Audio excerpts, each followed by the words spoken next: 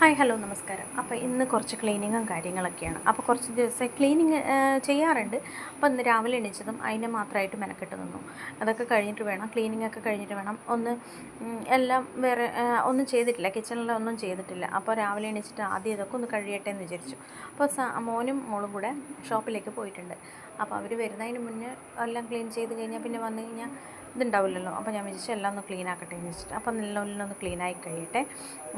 പിന്നെ അപ്പോഴത്തേക്കും ഇവർ ബീഫ് വാങ്ങാൻ വേണ്ടി പോയതാണ്. അപ്പോൾ ബീഫ് വാങ്ങിക്കൊണ്ട് വന്നിട്ടുണ്ട്. അപ്പോൾ അതൊക്കെ നല്ലോണം ഒന്ന് കഴുകി കുക്കറിലേക്ക് ഇട്ടിട്ട് പച്ചമുളകും കറിവേപ്പിലയും ഉള്ളി തക്കാളി അത് ഇച്ചിരി ഉലുവ 4-5 മണി ഉലുവ ഇടും കേട്ടോ. അതൊന്ന് ഇതായി സോഫ്റ്റ് ആവാൻ വേണ്ടിയിട്ടാണ്. എന്നിട്ടൊരു പാൻ ചൂടാക്കിയിട്ട് അതിൽ തേങ്ങ, കുരുമുളക്, മല്ലി, കറിവേപ്പില, ഉള്ളി, ഗ്രാമ്പു 2 ഗ്രാമ്പുവും പിന്നെ കുറച്ച് പെരിഞ്ചീരകം മഞ്ഞൾ പൊടിയൊക്കെ ഇട്ടിട്ട് നല്ലോണം മൂപ്പിച്ചെടുത്തിട്ട് ഈ വെന്ത ബീഫിലേക്ക് ഒഴിച്ചു കൊടുക്കുക. നല്ല